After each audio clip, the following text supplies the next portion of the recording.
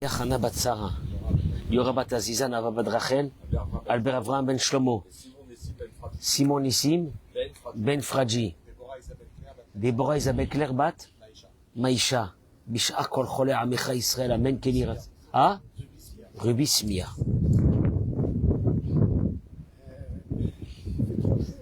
Boker Tov, il y a un petit vent ce matin. Richard, on est bien. Regarde comment Olivier il est installé. Regarde comment il est installé. Regarde. Olivier, on dirait qu'Olivier il est assis à la plage à bambou là-bas. Il est bien. Regarde comment. Je lui mets un petit verre de bière. Il est bien là. Baruch Hashem.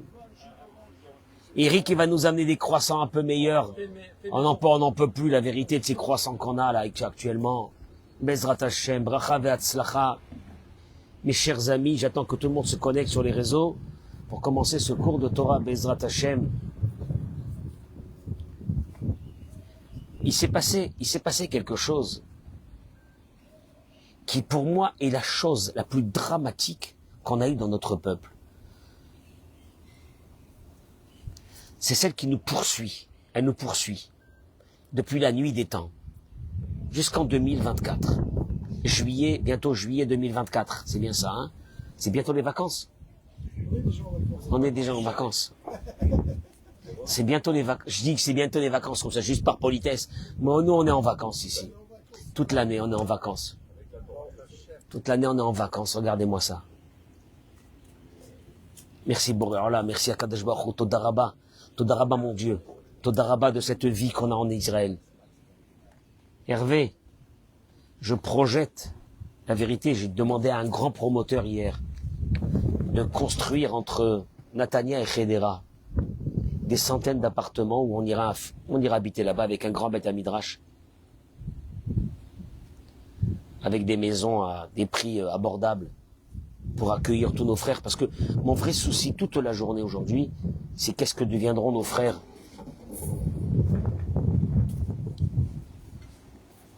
avec une Europe qui est devenue une Europe qui est plus Europe, c'est fini.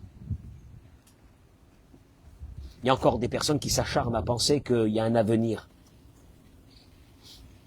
Vous savez, moi je suis pas un sioniste illuminé. Je suis pas un sioniste illuminé. Mais la réalité elle est devant nous.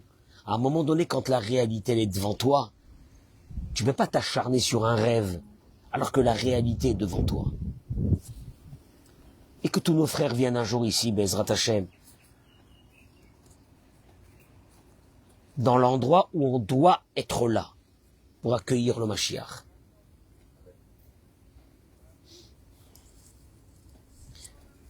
Je vous dis ça pourquoi? Parce que le Rav, il ramène ici que à Géoula, il davar, Shekula mechakim ou metzapim lo. La Géoula, le Mashiach, la libération, c'est quelque chose que tout le monde attend. Et que chacun veut savoir, Mayesh biacholto, qu'est-ce qu'il peut faire, lui, pour que cette galoute se termine. Yeshno inyan echad, shenilmad, Shiwa Gorem Agadol Vayesodi, l'école à Galut Amara. Il dit, il y a une chose qu'on va apprendre ce matin, qui est une base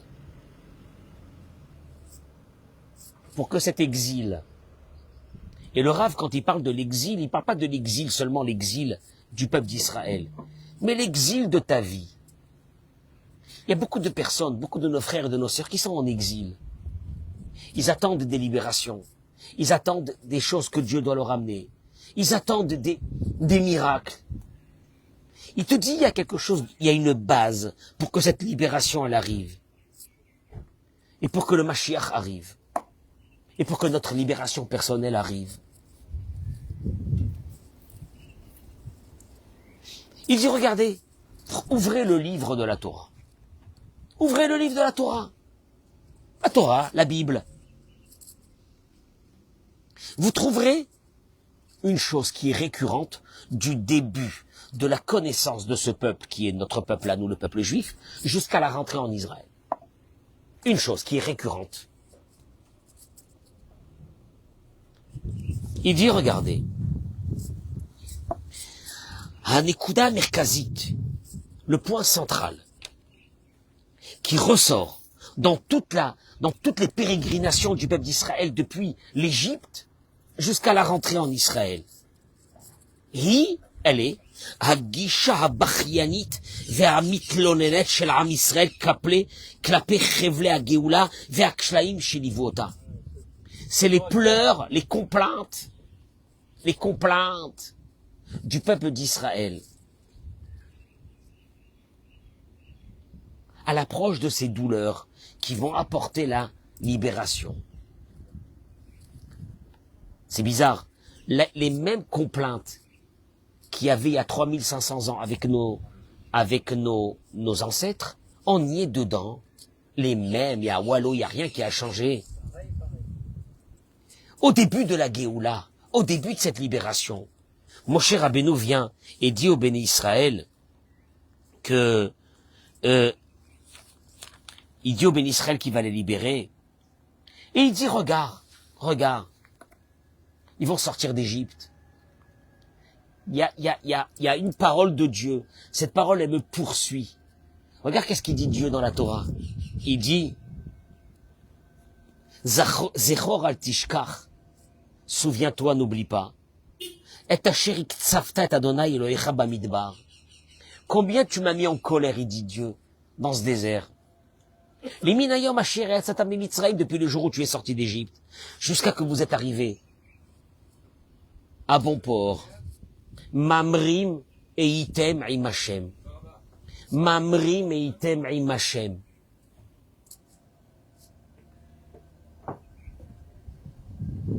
Vous avez passé les 40 ans dans le désert, il dit Dieu, que je vous ai apporté en Israël, avec une rébellion qui ne s'est pas arrêtée.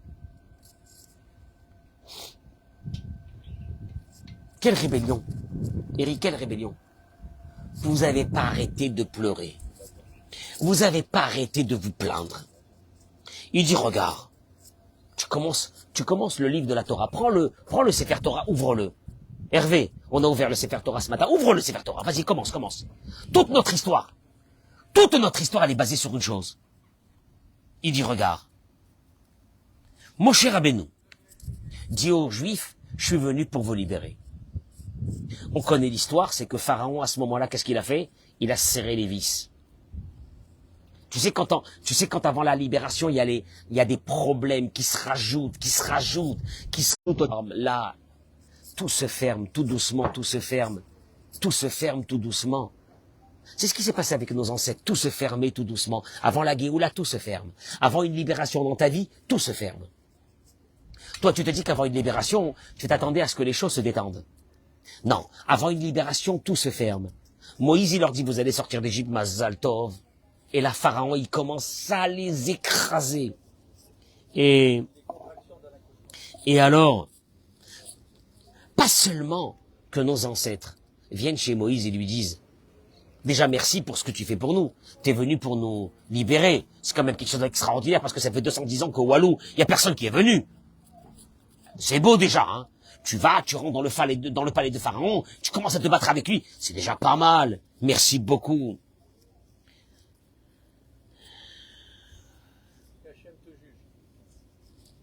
Et tu vois que les bénis Israël, ils sont venus, ils ont commencé à dire à Moshe, Yireh Adonai alechem vishpot, asher yivashtem et rechenu be'ene paro be'ene avadav, la tête cherev beyadav l'argenu. Que Dieu te juge. À cause de toi, regarde ce qui nous est arrivé. La situation. Tu sais, je vais te dire un truc, hein. C'est une maladie de l'être humain. C'est une maladie de l'être humain de se plaindre. Que Dieu te juge. Regarde ce que tu as fait. À cause de toi, regarde la situation qu'on est arrivé. Tu n'essayes pas de voir les deux parties de ta vie. Tu n'arrives pas à voir les deux parties de la vie. Tu es concentré sur ton problème actuellement. Tu te lamentes. Regardez. Il te dit ça continue. Ils vont sortir d'Égypte. Mazal Tov. Extraordinaire. Quelle beauté. Et ils arrivent devant la mer. Eh, c'est déjà pas mal. On a mis à genoux la puissance mondiale. On l'a détruit. On les a massacrés pendant 1 an. On est sortis comme des rois. Bon, ok, on arrive devant la mer. Les Égyptiens sont derrière, etc. Maintenant, il dit une chose. Il dit que tout ça, ça a été un projet de Dieu. Dieu a voulu. Shem Yahamdou Beni Sayonazé. Dieu a voulu. Dieu, quand il t'envoie un problème, il t'envoie un problème parce que pour lui, c'est une épreuve qu'il veut que tu passes dans ta vie. Pas pour te massacrer, pour te frapper. Une épreuve a une fonction. C'est que celui qui a passé des épreuves dans sa vie, il devient de plus en plus sage. Il a une vision nouvelle de la vie. On dit toujours qu'il faut écouter les anciens. Pourquoi il faut écouter les anciens, Hervé? Qu'est-ce que ça veut dire, ils ont de l'expérience? Qu'est-ce que ça veut dire? Ils ont passé des épreuves. C'est-à-dire un jeune, il arrive pas à se lever le matin du lit, il est fracassé parce qu'il a eu une épreuve. Écoute les anciens, ils ont passé tellement d'épreuves. Ces épreuves leur ont donné une vision de la vie que toi tu n'as pas.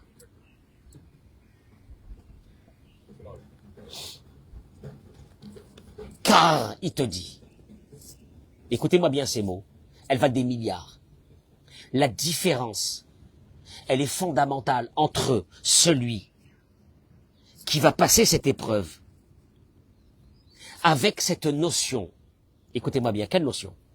Tu as une épreuve. Ce matin, tu te lèves, tu as une épreuve. Qu'est-ce que tu fais? Olivier, ce matin, qu'est-ce que tu fais? Il y a des mouches, Olivier.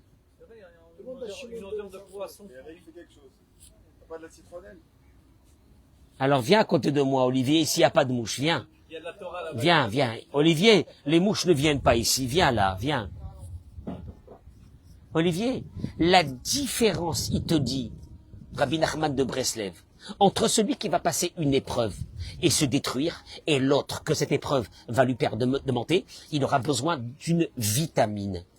Cette vitamine, pour passer l'épreuve, quand l'épreuve elle arrive, elle te tombe dessus sur le visage, ça s'appelle Hakarat Hatov.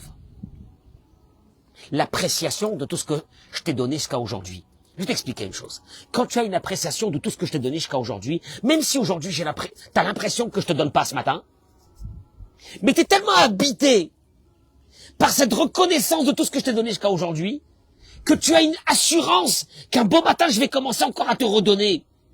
Et tu te lèves avec des forces en te disant c'est pas grave l'épreuve que j'ai aujourd'hui. Mais quand t'as pas d'appréciation sur tout ce que je t'ai donné jusqu'à aujourd'hui, l'épreuve de ce matin te tue. Tu as entendu ce que je viens de te dire? C'est énorme. Ton fils, il sait tout ce que tu lui as donné pendant toutes ces années. Ce matin, il te demande quelque chose, tu lui dis non. Il s'en va. S'il est tellement reconnaissant pour tout ce que tu lui as fait, il sait que demain tu lui donneras. Il sait qu'après-demain tu lui donneras. Il sait que si tu lui as pas donné, c'est pas par méchanceté, mais c'est parce que c'est une nécessité qu'il fallait pas que tu lui donnes. Mais tout ça, ça dépendra d'une chose. Si ton fils a intégré à l'intérieur de lui cette idée d'appréciation de tout ce que tu as fait pour lui. Mais quand une personne ne vit pas avec cette appréciation, le prochain coup qu'elle le reçoit, elle se dit, il est venu pour me frapper, pour me donner des coups, pour me massacrer. Il dit Rabbi Nachman, en vérité, dans le Nisayon, ce qui va te permettre de passer ce Nisayon, c'est l'appréciation que tu as eue sur tout ce que je t'ai donné avant, ou non, ou t'as pas cette appréciation. Gam, il dit la chose suivante. Tu continues dans l'histoire que ils arrivent à Mara, ils traversent la mer, elle est belle, destruction de l'Égypte, ils traversent la mer, oh là là, ils arrivent à un endroit, ils ont soif.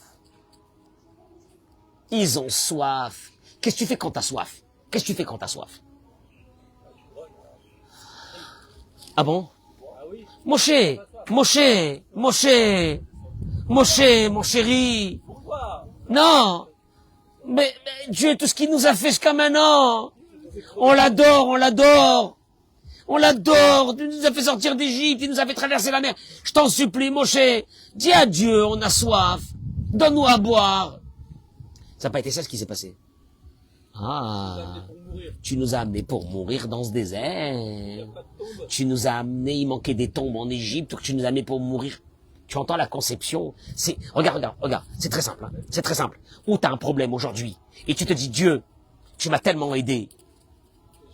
Je sais qu'il y a un truc derrière ce que t'es en train de me faire, mais c'est pas grave. Allez, on y va, on continue. Ou bien tu te dis, ben voilà, eh ben voilà, eh ben voilà. Eh ben voilà, non, parce que moi, en plus, je commence à mettre de filine, j'ai commencé à faire Shabbat, j'ai commencé à faire ça, vas-y, tape dessus, tape. Je me sépare de toi, je veux plus de toi. Tu sais pourquoi tu veux plus de moi? Il te dit Dieu, parce que t'as tellement pas le remerciement, t'as tellement pas cette faculté d'évaluation de ce que j'ai fait pour toi, que tu penses que je suis en train de te frapper. Il te dit, il dit la chose suivante.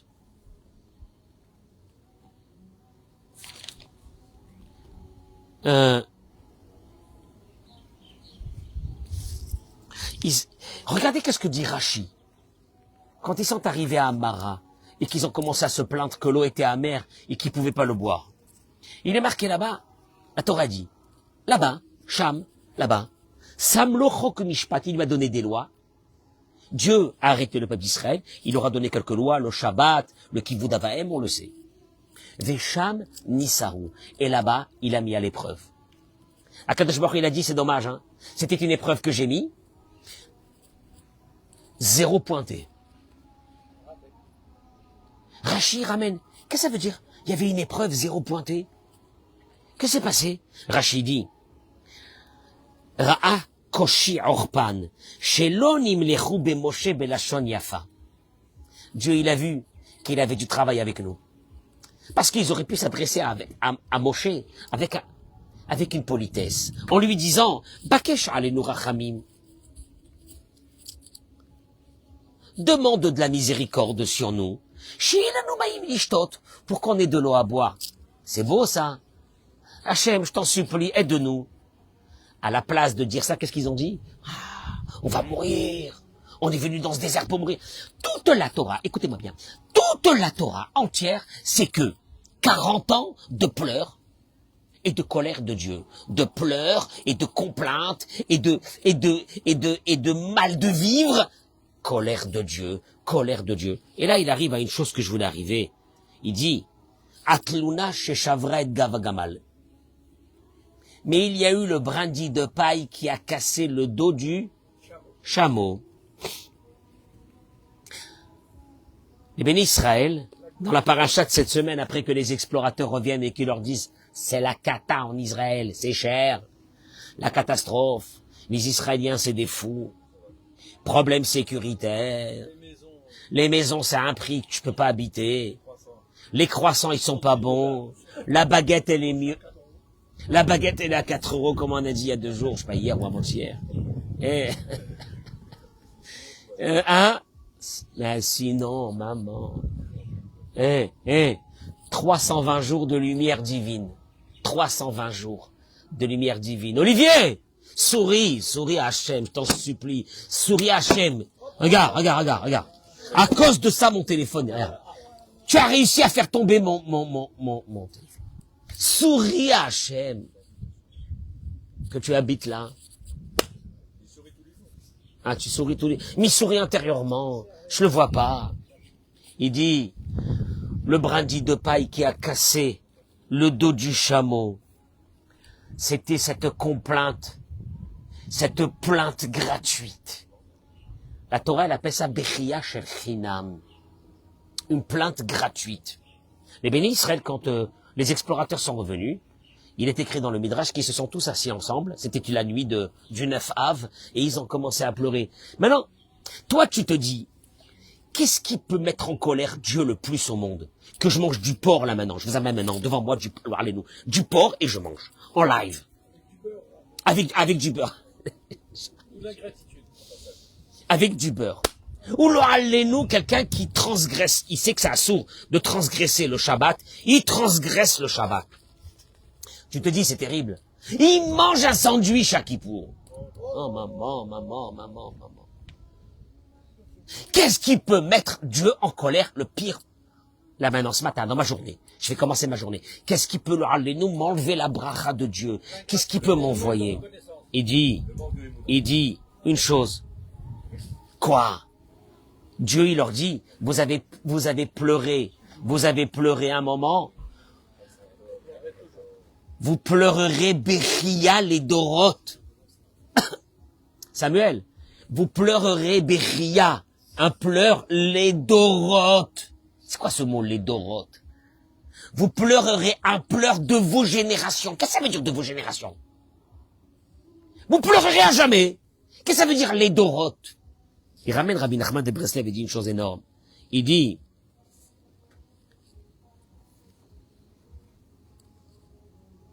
cette pleure de ce soir, elle nous a causé à nous des dizaines de millions de morts à travers l'histoire. Quand on dit de morts, c'est de souffrance de l'humanité. C'est des communautés qui ont disparu. C'est des communautés qui ont été massacrées en Russie, au Moyen-Orient, partout massacrées. Jusqu'à aujourd'hui, on paye le prix de nos soldats. On paye le prix, on n'arrête pas de payer ce prix. On aurait pu rentrer en Israël, rester là-bas tranquillement, sans avoir la destruction du premier temple et du deuxième temple, qui ont été les deux, le 9 Av, à cause de ces pleurs. Et on est parti en galoute de 1000 ans. Pour certains, je soupçonne que vous n'avez pas étudié l'histoire juive. Moi qui ai étudié l'histoire juive de ces 2000 ans de pérégrination de notre peuple, je me demande comment un juif il a pu rester juif.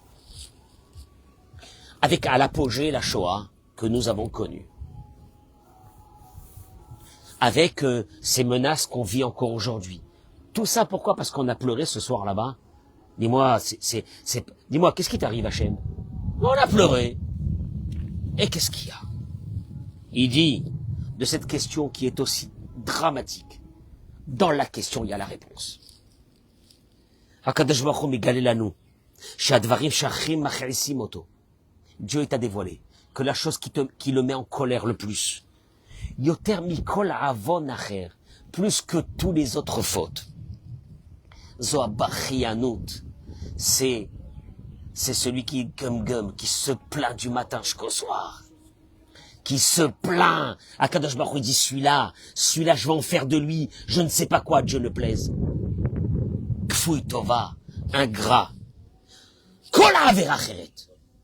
Écoutez-moi bien, toute faute que vous pouvez choisir, groa kechon shetiye, la plus terrible, afilo bemezid, même en la faisant de façon volontaire, elle est perçue chez Dieu d'une autre façon. Pourquoi? Car Dieu sait que l'être humain, il a à l'intérieur de lui le Yetzer Hara, et que dans notre Yetzer Hara, on a des envies. C'est vrai que c'est grave, mais ça ne se rapproche pas et de très loin à cette mida, ce trait de caractère, cette maladie qu'ont été atteint une partie de l'humanité qui s'appelle l'ingratitude. Parce que, après tout ce que Dieu a fait avec nous, et il nous a fait sortir d'où il nous a fait sortir, et il nous a amenés où on est, on continue à pleurer. Et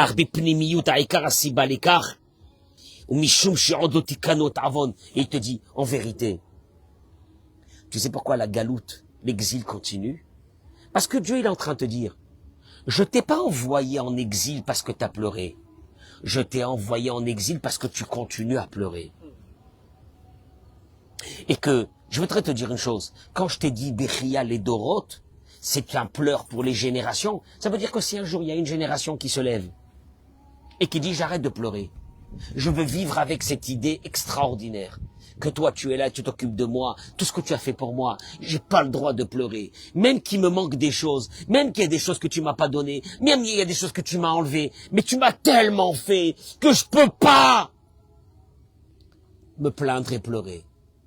Il te dit en vérité à ce moment-là, ta galoute personnelle, ton exil personnel s'arrête. L'exil, et si nous on était tous ensemble dans cette idée-là, notre exil à nous, tu comprends? C'est une maladie. Dieu te dit, écoute-moi bien, s'il y a une chose qui peut me mettre en colère, toutes les avérotes que tu peux faire, c'est parce qu'il y a un Yetzer Hara en toi, mais il y a une chose qui concerne pas la religion, elle concerne le bon sens de l'être humain. Et si tu l'as pas, t'es une bête sauvage. Ça s'appelle la reconnaissance du bien. Moi, je m'arrête ici pour une idée. Un couple qui vivrait, un couple. On a des crises dans les couples. C'est pas évident tous les jours. Toi, monsieur, tu penses comme ça. Ta femme, elle pense comme ça. Toi, madame, tu penses autrement la vie. Toi, monsieur, tu penses comme ça. Je voudrais te dire une chose. Et de là s'installe une rancœur. Une rancœur. Parce que tu sais comment tu fais pour animer. Comment tu fais pour animer des rancœurs? Sam, toute la journée, tu penses aux choses que l'autre te donne pas. Et tu animes les rancœurs. Et de là, il y a une haine qui rentre. Et un beau matin, il y a un couple qui sont deux personnes qui sont là. Et ils se regardent ils se regardent en chien de faïence. Et il pense quand est-ce que l'autre il va craquer, qu'il va partir, que je me débarrasse de lui. Il n'y a pas un couple qui a pu prendre cette idée en soi qui est Hakaratatov. Il n'y a pas une femme qui a pu dire combien ce mari. Non, il n'a rien fait, hein. Il fait rien. Hein. Non, il fait rien. Il travaille pas, il n'a même pas la parnassa, il fait rien. Hein. Il fait rien. Il s'occupe pas de moi, il s'occupe pas des enfants, il fait pas les courses, il fait pas ci, il fait pas là, il fait rien. Il fait rien. Il fait rien. Et quand je te dis, tu vas voir ce que je vais te faire moi. Toi, tu vis avec cette notion-là d'ingratitude, tu vas voir ce que je vais te faire. Et vice versa, pour un homme, que quand il regarde sa femme, comme elle t'a donné des enfants, espèce de clochard. Va demander à ceux qui n'ont pas d'enfants, qu'est-ce que c'est avoir des enfants. Va donner des enfants. Tu crois que c'est naturel? Elle les a fait grandir. Tu crois que c'est naturel? Juste pour ça. Regarde ta femme avec, tu sais quoi? Mais en vérité, le vrai moteur de l'amour. Il te dit Dieu, le vrai moteur de l'amour entre toi et moi va se développer qu'avec une idée. Si en toi, il y a ce moteur qui s'appelle la gratitude. Mais si tu n'as pas la gratitude, tu deviens la personne la plus abjecte qu'il peut avoir dans le monde, en te disant que l'autre n'a rien fait. Et là, quand je te dit, c'est la rupture. Maintenant, je t'explique un truc, hein. Que tu fasses des avérotes, je sais que c'est ton Yetzerara, tu vas revenir vers moi. Mais si tu es atteint d'une maladie qui s'appelle l'ingratitude, et que chez toi, tout ce que t'as, c'est normal. Maintenant, je t'explique une chose, Hervé. Toi, tu m'as fait des biens. Moi, je t'ai fait des biens. Il n'a jamais été dit dans la Torah que les biens que je t'ai fait annulent les biens que tu m'as fait. Écoute bien ce que je viens de dire. Parce que souvent, qu'est-ce qu'on dit? Ben ouais, lui, il m'a fait, mais moi, t'as vu ce que je lui ai fait? J'ai pas compris.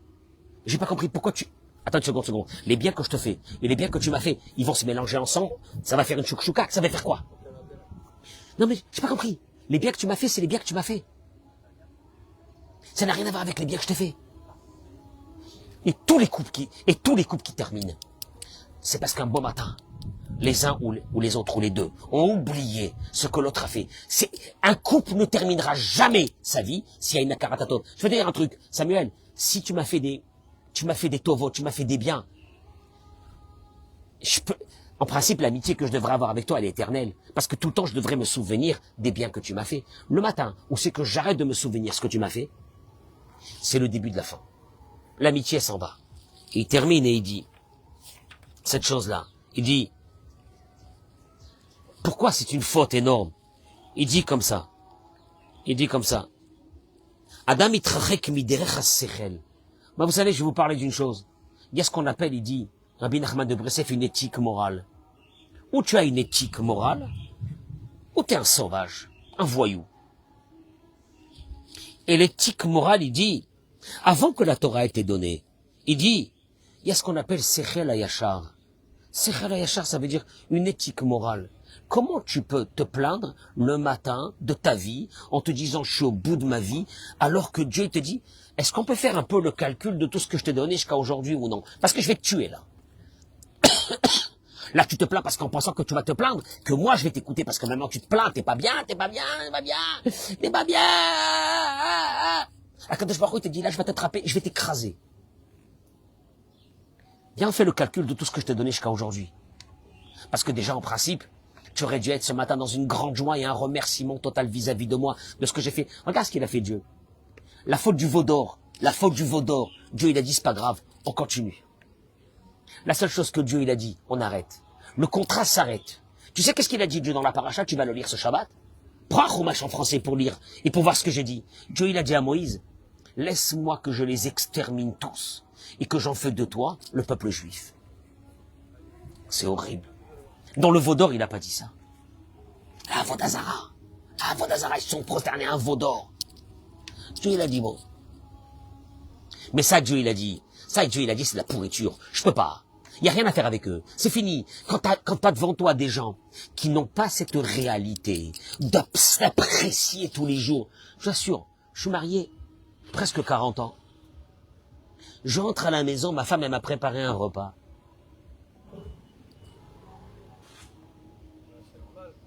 Non, je te jure que non. Je me dis, elle s'occupe de moi. Je rentre chez moi à la maison, je trouve mon linge. Laver, repasser. Ah, c'est un chien, c'est qui ça? C'est une bonne. C'est qui? S'occupe de moi. Il arrive Shabbat, elle a passé toute la journée de vendredi dans la cuisine. Sam, passe toute la journée devant. Pour nous faire une table de Shabbat.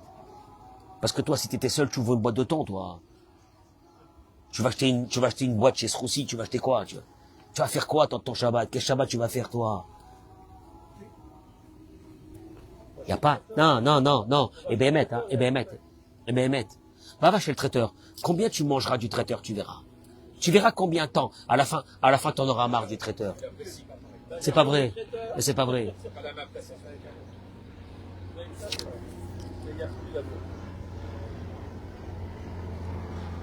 Il termine et dit, c'est dommage qu'on vit pas avec ce sentiment. Pourquoi? Il dit parce que la racine pour laquelle un être humain est triste, dépressif, miyouach, comment on dit miyouach? Désespéré, l'omberoutse, il n'est pas content, ou mipne sheukfouy tova. C'est parce qu'il a en lui cette maladie qui s'appelle, il n'arrive pas à avoir de reconnaissance quand on lui fait du bien.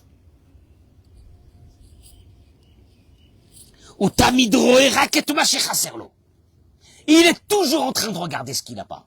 Je t'explique. Quand tu vois quelqu'un de joyeux, c'est quelqu'un qui a en lui ce qu'on appelle l'appréciation. Chaque fois, il pense à des copains qui lui ont fait des choses, il dit Kol hakavod. De ce qu'ils m'ont fait, Kol hakavod. Moi, j'ai des amis qui m'ont rendu service il y a 25 ans. Jusqu'à aujourd'hui, je leur rappelle. Ah, ils me disent, arrête, tu m'as saoulé, ça fait 25 ans, il y a prescription. Je dis, il n'y a pas de prescription de ce que tu m'as fait. Maintenant, je t'explique une chose. Quand tu as un sentiment, écoute-moi bien, écoute, Hervé, quand tu as un sentiment que toute la journée, il y a des gens qui te font des biens, tu peux rester triste. On s'occupe de moi, on m'aime, on s'occupe de moi, on pense à moi, on s'occupe de moi, on pense à moi. Si tu es triste, si tu as perdu espoir dans ce monde, c'est parce que d'abord, c'est juste des ramifications d'une maladie qui s'appelle que tu n'apprécies rien. C'est clair, hein, c'est clair. Traduction des mots. Tu vis avec quelqu'un qui n'apprécie pas, sache que c'est pas seulement qu'il n'apprécie pas, c'est une personne triste. Une personne désespérée. Le désespoir. Parce que elle est sûre que tout ce qu'on lui a donné, c'est normal. Et au fait, on lui a rien donné. Donc, automatiquement, elle a jamais rien reçu. Elle est très malheureuse. C'est bédiouk ça. C'est bédiouk ça. Et il dit une chose. Je vous amène juste une parole du Zohar HaKadosh. Le Zohar HaKadosh, il dit, Ivdu at Hashem besimcha. Sur le verset, Ivdu at Hashem besimcha. Servez Dieu avec la joie et la joie en vous. Choisissez de devenir des personnes joyeuses. Moi, je dis à des personnes qui ont gagné pas mal d'argent, t'as pas honte. Il y a des milliards de personnes que Dieu aurait choisi à part toi. Toi, tu aurais dû être quelqu'un qui gagne le SMIC. Il t'a choisi à toi. Tu peux pas lui rendre un peu de joie? Un peu de joie. Ah, je comprends pas, un peu de joie. Il t'a choisi à toi. T'as pas honte. Et à la place de voir ces gens qui te disent « j'en peux plus tellement que je suis joyeux », ils sont en train de te raconter des affaires qu'ils ont ratées. Ils ont raté Dommage. J'aurais dû investir dans... Ah ouais, j'ai pas investi. Arrête-toi.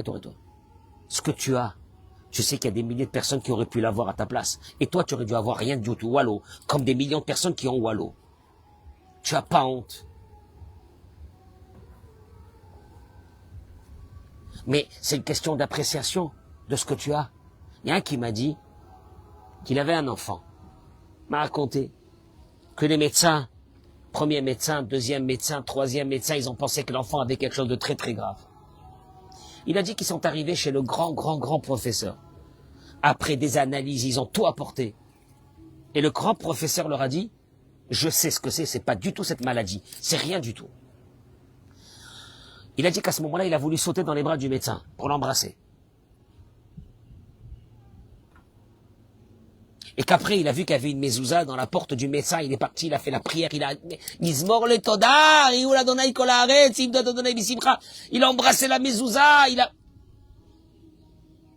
a remercié Hachem de cette nouvelle qu'il venait de recevoir. Est-ce que nous remercions Hachem tous les matins de nos enfants qui n'ont rien? Est-ce que nous, tous les matins, on saute de joie parce qu'il n'y a rien? Le Zohar HaKadosh dit, Asimcha shel ha-Yehudi ba'olam hazeh, moshechet alav simcha acheret me'olamot ha'elyonim. Un juif qui est joyeux ici, il attire des joies qui se trouvent dans les mondes supérieurs. Écoutez-moi bien, c'est un truc de fou, les mots de Rabbi Shimon Bar Yochai. Dans les mondes supérieurs, il y a des cadeaux fabuleux, qui dépassent l'entendement de l'être humain. La vie, la santé, la joie, le mariage des enfants. Celui qui est joyeux en bas, il attire ses joies vers lui. Il termine le Zohar HaKadosh et il dit, Ukshiyesh simcha lema'ala, miyad mushpa'at b'chazara simcha kfula ala yehudi me'olam ha'emet. Écoute-moi bien, tu pleures, t'attires la poisse. Mieux que ça. Moi, quand je vois quelqu'un pleurer, je m'éloigne. J'ai peur d'être contaminé. Il attire la poisse. Celui qui n'est pas content, il attire la poisse. Ah oui, alors oui. À partir de là, il a besoin de prendre des médicaments. Je suis en colère. Chasvé shalom, hein, sans juger personne, hein, parce que j'aime tout le monde. Je suis en colère contre les dépressifs. J'ai une grande colère contre les dépressifs. Parce que moi-même, j'aurais pu être dépressif. Et parmi vous, il y a plein de personnes qui ont un terrain dépressif et qui sont pas dépressifs. Tu sais pourquoi? Parce que tel temps, tu te dis, le terrain de la dépression, il est qu'un beau matin, tu te dis, je sais pas ce que je fais dans ce monde, je sers à quoi, j'ai pas été gâté par la nature, j'ai pas été gâté par Dieu. Tu veux que je te dise, je suis très en colère contre les dépressifs.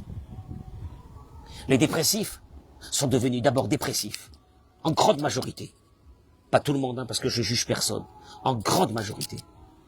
Parce qu'ils n'ont pas développé cette idée que ce qu'ils ont, c'est énorme. Des bienfaits de Dieu. Et là, Dieu te dit, vous avez pleuré cette nuit-là. Vous rentrerez pas en Israël. Vous mourrez dans ce désert. Et seulement ceux qui sont âgés de moins de 20 ans rentreront en Israël. Et vous resterez là. Vous ne rentrerez pas. Moi, j'ai dit, moi, les gum-gum, qui n'arrivent pas à voir ce que je leur fais, je ne peux pas les supporter, qui dégagent de ce monde. Vous entendez ça? Il n'a pas dit ça à ceux qui ont fait le veau d'or. Il a dit ça à ceux-là. Alors moi, quand je vois un dépressif, qu'est-ce que je lui dis? Non. Je lui dis, ta dépression, c'est une conséquence d'une maladie très grave qu'il faudrait soigner, qui s'appelle aucune appréciation des choses que tu as. Aucune reconnaissance des choses que tu as.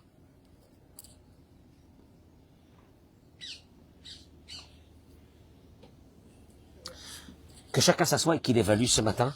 Il est 10 heures en Israël. Que chacun s'assoie et il évalue tout ce que Dieu lui a donné jusqu'à aujourd'hui.